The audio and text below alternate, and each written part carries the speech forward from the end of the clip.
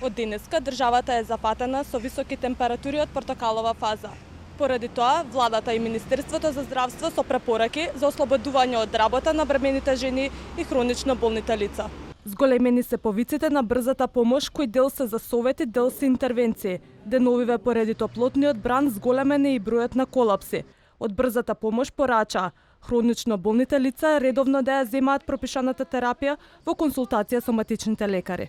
Носење на лесна, светла облека, консумирање на лесна храна, свежо приготвена храна, многу течности, доколку излегувате надвор на високите температури, носење на шапка или да го покриете тилото обавезно, али гледајте да не се движите барем од 11 до 5 часот попладне, кога е најтопло, и гледајте колку што можете да го поминувате времето во природа. Топло време со високи температури и УВ зрачење не очекува и во наредниот период.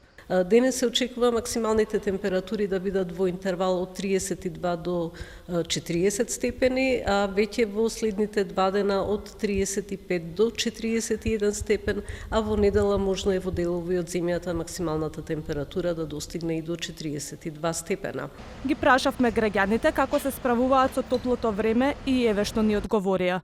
Како се справуваме? Нема дома седење под ладен туш и тоа со мокри крпи околу врат. Ретко искачам да ви кажем и тоа, само да идам да земам лепче.